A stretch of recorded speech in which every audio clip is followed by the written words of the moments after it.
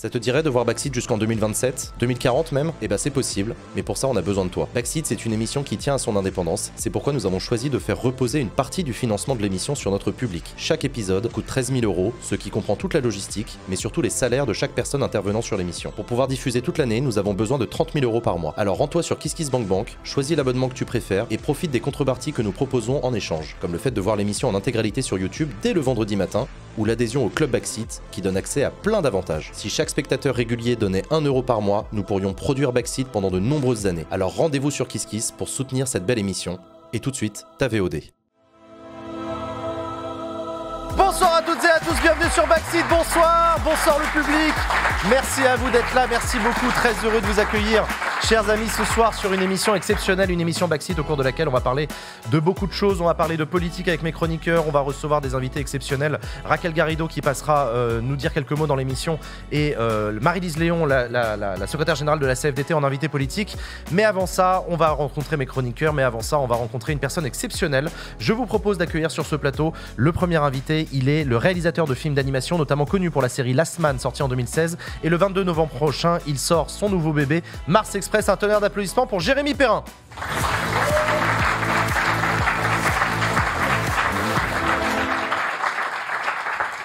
Salut Jérémy. Salut. Merci d'avoir accepté de venir sur Backseat. Merci de m'inviter. Très content de t'accueillir. Tu es, je le disais, tu es surtout connu pour jusque-là dans des séries, The Last Mask, Crazy Young également. Ouais. Comment est-ce qu'on peut qualifier ton travail? Tu es un réalisateur de films d'animation?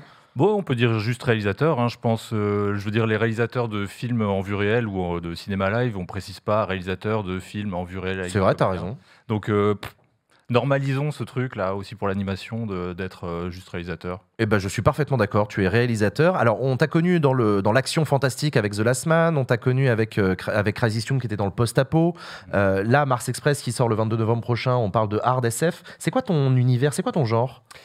Tous les genres, moi j'aime bien tous les genres. C'est vrai que j'ai une prédilection pour le cinéma de genre en général, qui ça ne signifie pas que le cinéma de genre ne peut pas être autorisant, parce que souvent en France on a opposé comme ça des typologies de films, alors que finalement le genre qui prend ses sources, je crois, dans une manière de découper le cinéma de manière commerciale, en fait, pour donner envie aux spectateurs d'aller voir, voilà, vous allez voir un film policier, vous savez où vous mettez les pieds, un film de SF, etc. Moi je pense que ça a aussi du bon d'une certaine manière, parce que c'est des types de films ou d'histoires qui ont aussi leur code et qui permettent d'entrer assez simplement dans des récits et de savoir où on met les pieds, et après à chaque film aussi d'un petit peu tordre ses codes pour renouveler le genre, justement, comme on dit. Il y a quand même une ligne directrice, c'est que ce sont des films pour adultes que tu fais. Comment est-ce qu'on définit ça? C'est la place de la violence et du sexe? Le premier réflexe, c'est de penser ça, effectivement, parce que quand je dis je fais des dessins animés pour adultes, on pense tout de suite que je fais des hentai. Ouais, c'est ça, du bon vieux porn. Alors que non, c'est pas du tout l'intention. C'est que c'est un réflexe inversé du fait qu'on associe très vite l'animation à quelque chose pour enfants ou pour toute la famille, exemplairement, en fait, à cause de Disney. Pixar, oui, c'est vrai, maintenant que tu le dis. Oui. Mais la vérité, c'est que cette question-là, on se la pose moins pour le cinéma au sens large, et on se sent obligé de préciser que c'est pas pour enfants quand on fait un dessin animé comme ceux que je fais, mais ça veut pas dire que c'est qu'une question d'ultra-violence ou de cul. Non, c'est aussi des histoires de thématiques et aussi de mise en scène. C'est vrai que quand on fait un dessin animé à destination d'un public plus mûr, on peut utiliser des codes de mise en scène plus sophistiqués que parfois on peut nous reprocher quand on les utilise dans l'animation pour enfants. On va nous dire « les enfants ne vont pas comprendre ça ». Alors moi je pense en plus que les enfants ont une perception des choses assez élaborées, qu'ils peuvent très bien comprendre tout un tas de systèmes d'images. C'est simplement on va dire les décideurs dans les chaînes de télévision ou les producteurs qui ont plus peur de l'interprétation qu'en feront les enfants. Tu penses qu'il y a une pudibonderie de la part des décideurs avant de diffuser des trucs que pourtant les enfants seraient aptes, selon toi, à regarder? Oui, mais alors là, je parle pas forcément d'images violentes, consentantes. Non, pas forcément. Je parle de manière de raconter les histoires. Ouais, ok. En tout cas, une frilosité de peur d'être mal compris, quoi, ou d'être compris de travers, je pense. Comment ça a commencé pour toi, tout ça? Est-ce que c'était une évidence pour toi d'aller travailler dans l'animation? Ouais, assez vite, ouais. En fait, très tôt, je voulais être réalisateur de films. parce que j'ai toujours adoré le cinéma, mais également je dessinais depuis la maternelle. La différence, c'est que moi j'ai continué de dessiner après, quoi, au CP et les autres classes.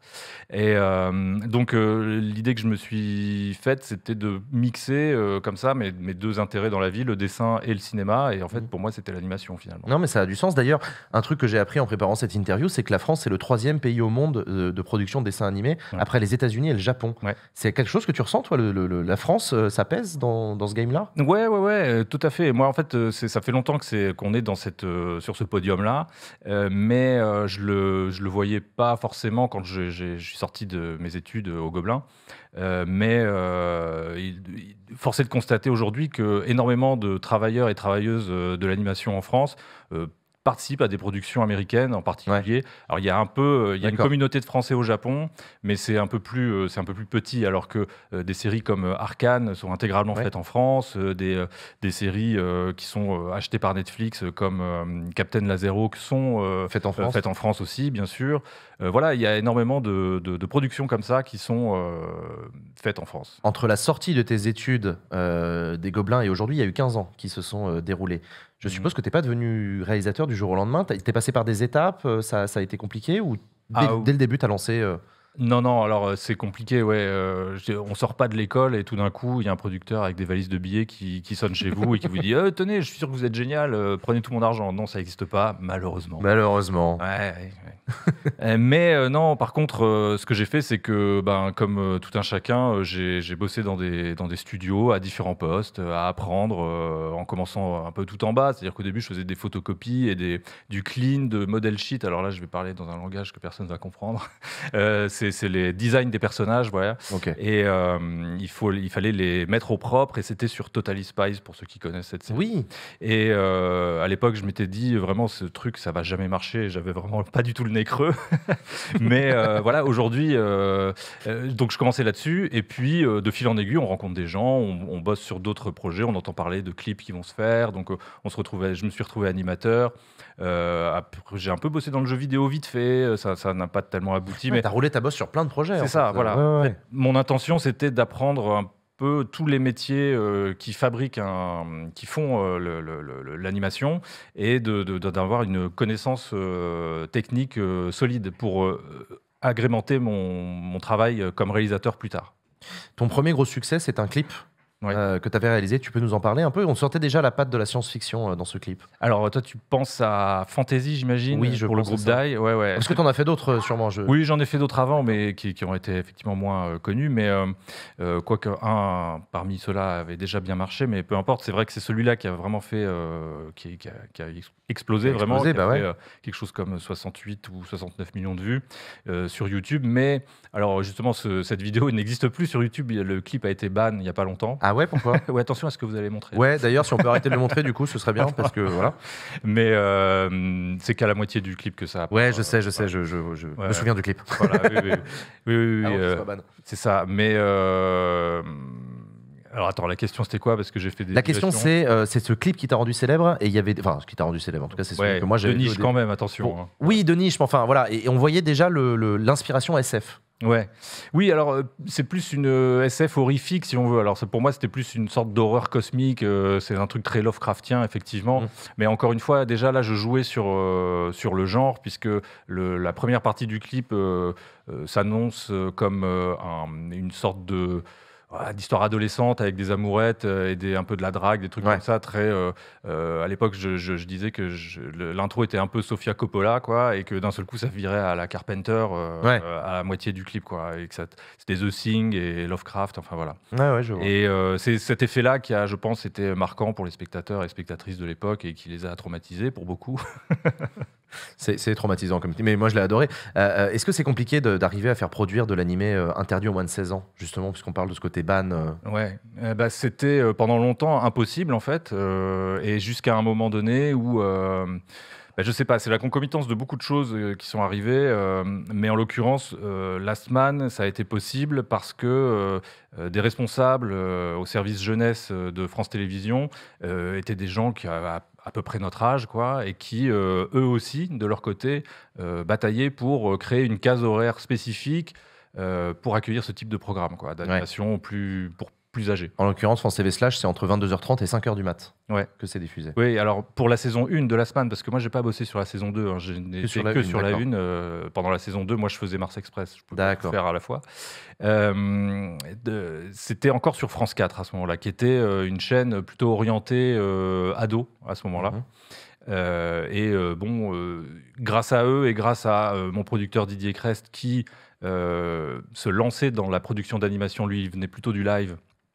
Et il est un peu parti la fleur au fusil, c'est-à-dire qu'il n'était pas comme un producteur d'animation qui est déjà, qui s'est déjà retrouvé face à plein de refus sur ce type de projet. Il y allait un peu plus innocemment en se disant bah si, pourquoi on pourrait pas faire ça? Et moi je lui ai rien dit, je fais oui bien sûr. Oui, très bonne idée, allez-y. Et en fait c'est comme ça que ça s'est fait, hein, aussi par un concours de circonstances que tant mieux. Chez France Télévisions il y avait une oreille attentive à ça et, écoute, tant mieux. Et le projet leur a plu. On est toujours avec toi Jérémy Perrin, donc tu es le réalisateur de ton premier long métrage qui sort le 22 novembre prochain, qui s'appelle Mars Express. Je vous propose qu'on regarde la bande-annonce et on se retrouve juste après pour en parler.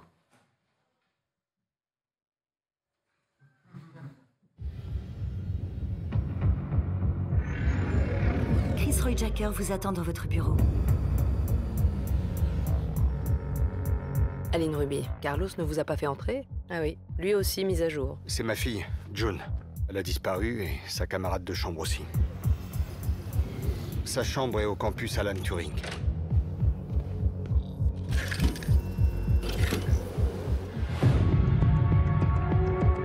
Mode sobriété activé. Ouais, désactivation. Elles ont disparu ensemble. Qu'est-ce qu'elles pouvaient avoir en commun? Le proviseur, il va vous montrer l'enregistrement.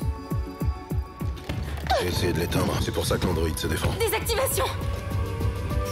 Il enfreint la directive 1.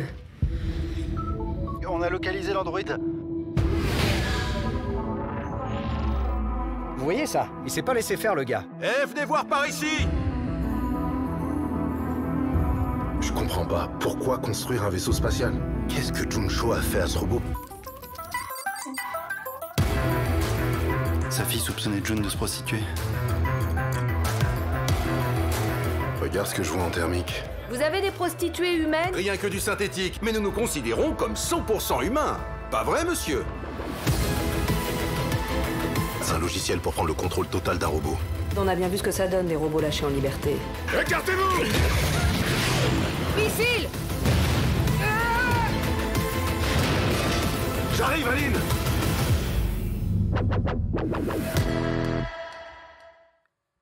Et on est toujours du coup sur ce plateau de Backseat avec Jérémy Perrin, donc le réalisateur de ce long métrage. Donc pour résumer, on est en 2200 sur Mars. Aline, une détective privée, enquête sur un meurtre avec un ami à elle qui est un androïde, sur fond justement de débats éthiques sur le libre arbitre et le statut des androïdes. Est-ce que c'est ça? Ouais, c'est ça à peu près. Ouais. Bah écoute, trop cool. Un petit truc aussi qui vous a peut-être piqué l'oreille quand vous avez entendu cette bande-annonce, c'est qu'on a Usul qui prête sa voix à l'un des personnages. Usul, est-ce que tu veux nous rejoindre pour venir en parler? Usul qui donc a prêté sa voix à l'un des personnages dans le film Mars Express. Mets-toi juste à côté à cette place-là, ouais. Bonjour. Salut Usul.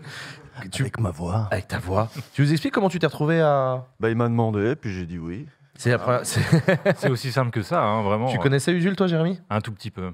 En fait, pendant la fin du confinement, du premier confinement, on s'est retrouvés, on a des amis en commun et on s'est retrouvés à jouer en ligne à Gartic Phone et Scriblio, je crois. Très très bon, et voilà. très bon choix. Et donc voilà. Il s'est dessiné. Et s'il faisait une voix dans un dessin animé? Usul, ça s'est passé comment, du coup, l'exercice de prêter sa voix? Ça doit pas être facile, on voit quelques images. Ouais, j'avais pas vu ces images, moi. Donc, ça date, hein, c'était il y a 3 ans. Moi, je trouve que ça s'est super bien passé. Enfin, j'ai adoré l'après-midi que j'ai passé. Donc, j'ai quelques scènes dans le film. Moi, je suis pas un personnage très important, hein. Mais c'était une expérience vraiment. Enfin, j'avais jamais fait ça. Donc, c'est un peu un rêve de gamin. Tu sais, tout le monde dit ça. Non, pas tout le monde. Moi, je trouve ça hyper intéressant. Ça me serait jamais venu à l'idée d'accepter de prêter ma voix. Tu vois. Ouais, je sais pas. J'ai jamais fait. Puis surtout, j'ai un côté, je suis pas comédien. Ah oui. Par contre, c'est un truc de comédien. Ouais, c'est un truc de comédien. C'est vraiment. Mais bon, j'ai fait un peu de théâtre dans ma jeunesse. J'ai fait des sketchs avec JDG, c'était bon quoi, j'ai fait à la dure. Jérémy, il y a un truc qui m'a intéressé dans le film et on va pas trop révéler l'intrigue, mais Aline Ruby, donc la détective privée, elle est pas complètement toujours du bon côté. Non, elle démarre même pas tellement du bon côté, hein. Elle est à la solde d'un milliardaire qui est une sorte d'équivalent de, on va dire, des milliardaires de la tech de la Silicon Valley, quoi, mais dans l'espace. Bah ouais, mais c'est intéressant d'ailleurs, tes inspirations, tu nous as dit que tes inspirations pour ça, c'était clairement Jeff Bezos et Elon Musk. Tout à fait, ouais. Bah oui, parce que quand on a commencé à écrire le scénario, on savait déjà qu'on avait un peu envie d'aller sur Mars pour, dans un premier temps, vraiment un côté un peu exotique, on va dire. Et puis finalement, on a renversé complètement la vapeur du moment où on entendait en début d'écriture déjà les premiers délires de Elon Musk et de Jeff Bezos d'aller s'installer dans des stations spatiales pour l'un ou sur des colonies martiennes pour l'autre, et où on s'est dit mais qu'est-ce que ça va être c'est quoi leur utopie à ces gens-là. Tout ce qu'ils souhaitent, c'est d'être des sociétés extra-étatiques qui essayent de s'arranger pour que justement les États, que ce soit en Europe, aux États-Unis et partout, les laissent tranquilles à faire ce qu'ils ont envie, quoi. Donc on s'est dit mais ils sont en train de nous recréer une espèce d'ambiance cyberpunk. Là, c'est ça leur rêve, c'est une espèce de vieille dystopie à l'ancienne des années 80. Donc on est parti là-dessus, quoi.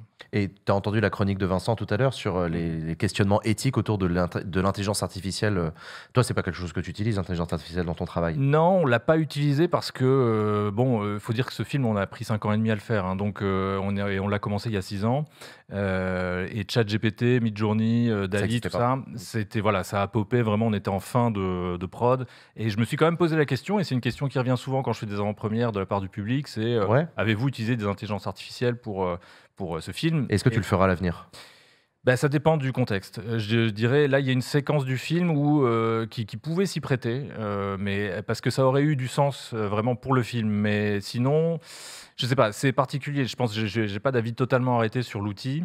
Si c'est un outil, ça dépend qui en est le propriétaire. Ça dépend si on peut nourrir soi-même son générateur d'images et l'utiliser comme un agrément sur, par exemple, des décors. Si tu es en train de dessiner une jungle gigantesque et que tu en as un peu marre de faire les arbres du fond, tu as nourri ton intelligence artificielle de tes propres arbres, tu as fait plusieurs modèles et tu lui dis fais les arbres du fond à ma manière. C'est peut-être un gain de temps. D'accord, ok. Mais même là, je pense que là où ça a l'air d'être intéressant, je pense que les producteurs et les productions profiteraient de ce gain de temps pour continuer toujours de resserrer les temps de prod, et malgré tout... fais ça plus vite, t'as voilà, ton truc c'est ça. bien, là. Ouais, non, mais c'est compliqué. Et ce qui est intéressant, c'est que justement le film Mars Express s'interroge sur l'éthique de l'informatique, de la robotisation des androïdes, et donc ça vient toucher très directement. C'est vrai que tu as beaucoup de questions, des gens t'interrogent beaucoup là-dessus?